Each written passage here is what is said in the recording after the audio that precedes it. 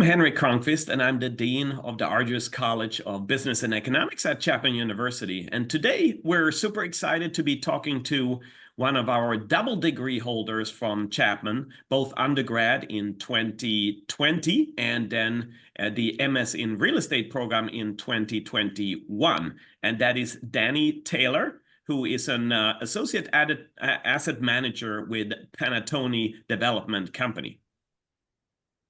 Hi, everyone. My name is Tori Nguyen. I am the class of 2026 here to represent the Chapman student body of the Argyros College. We are so excited for Dani to join us. And let's kick it off with the first question, and she may introduce herself as well. But we wanted to ask, as a woman in the industry, even at the Chapman College of the business majors, how do you find a point or standard to stick out? How do you show your unique skills in the saturated industry that you are in today? Hi, everyone. Thank you so much, Henrik and Tori, for having me on this podcast. Super happy to be here today and talk a little bit more about my experience at Chapman and real estate career that I've been in for the last 3 years. So to answer your first question about women in the industry, I definitely recognize that I've been very fortunate and lucky to get into real estate at a time where there's been a huge push for women to get involved in the industry. There's been a ton of opportunities for women in real estate, and I think it's a fantastic way for women to show our strengths that we bring to the table. Specifically, organization and attention to detail have been huge, and I've shown those strengths in a very male-dominated office and career in real estate setting over the past 3 years. And I think that in the future, I just want to continue paving the way for not only me but young women that come out of Chapman and that are in Orange County that want to get into real estate, to show that there's plenty of opportunities to start a career. Definitely. So let's talk a little bit about real estate. So it's an so-called alternative asset class, in addition to stocks and bonds, the more traditional assets. What makes you excited about real estate? I picked real estate because it's a people business. So I got my degree at Chapman. I did an emphasis in finance and real estate when I was getting a business administration degree. And I really gravitated, although I was good at the finance and I was good at the numbers, I could definitely see myself more relating to people. And so I picked real estate because it's really connecting with like-minded people, networking, and specifically with my peers. I like having similar interests. So a lot of my friends picked different careers such as marketing, or they went into the advertising space and they went into technology and sales. And I picked real estate. And so what I really love about it is that I get to continue to network with people all the time that do various different aspects of real estate. But it's very, very people and conversational throughout the day, which is a little bit different from my other peers and friends' careers. Yeah, at Chapman, it's always about finding your own path and things like that. So I'm really glad that you brought up networking. I see that you recently got invited to the Elm Funds and Bixby Land Company, and I'm dropping her LinkedIn handle right now if anyone wants to go follow her at Dani Taylor. And so tell us a little bit about what it means to engage in networking within sports or finding yourself exercising more often. A lot of students don't exercise anymore when they get to college. So what do you recommend in finding a balanced schedule?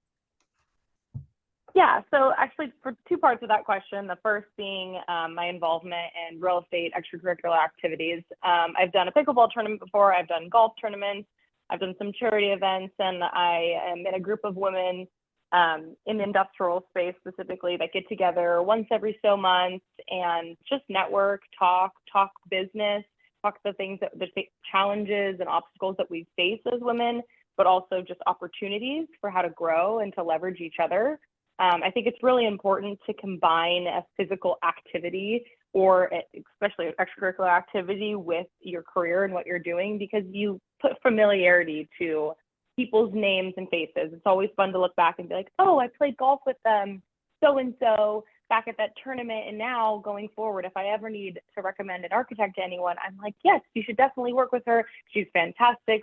We know each other well. We've gotten to know each other from a personal relationship, but then I also know that I can recommend her in the professional setting as well. So I really think like having an activity and a physical activity tied to your networking is really important, and it also just makes it really fun.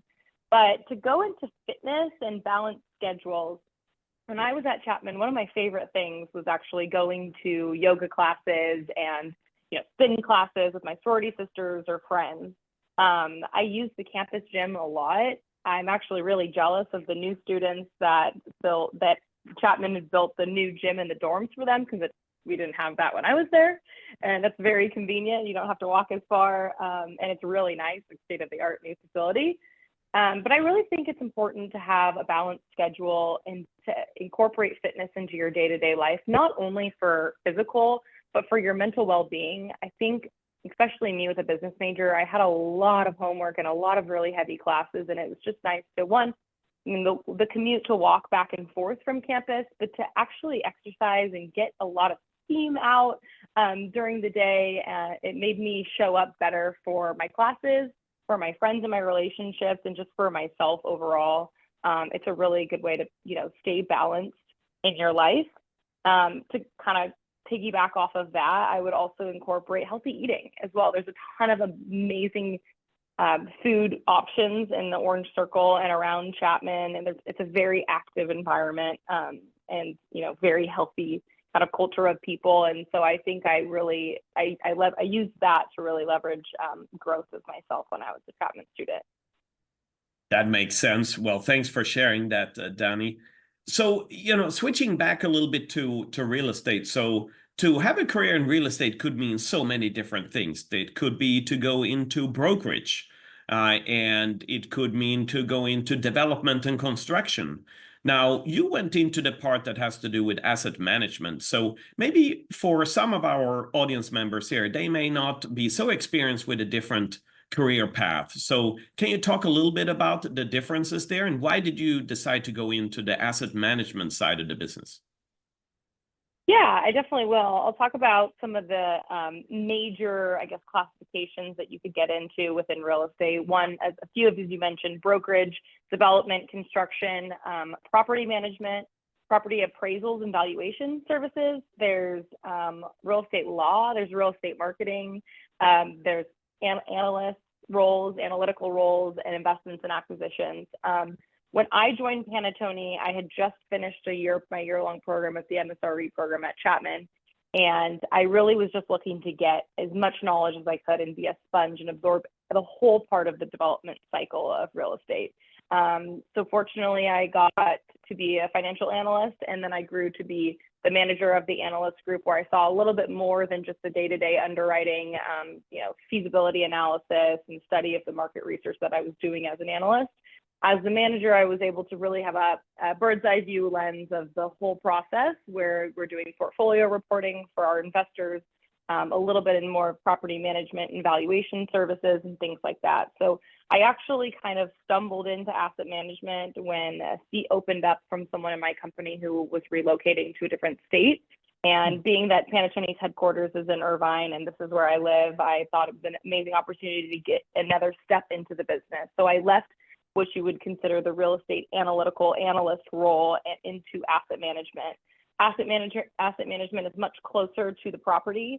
I actually wanted to touch the building and see it and know exactly what I was underwriting behind a screen for 2 years, but get much closer to the product that we're building, and also be able to work on the client-facing side with our brokers to execute leases, with our property managers to make sure that all the duties were being handled in terms of tenant relationships and property maintenance, rent collection, and also revenue management of these properties to make sure they're making money.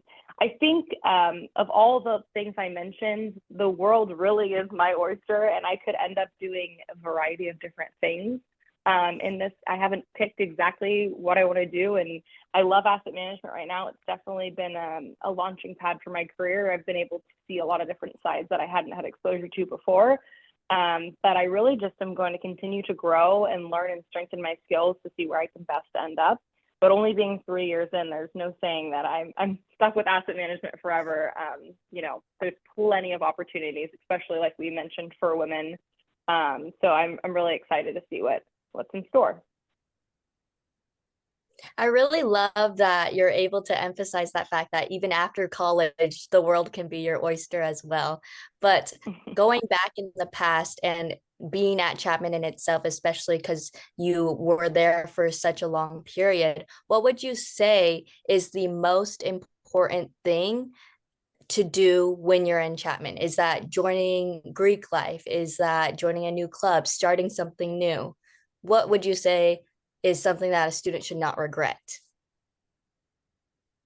Okay. Yeah, one of my favorite experiences from Chapman was definitely Greek life. It was a huge part of my Chapman experience.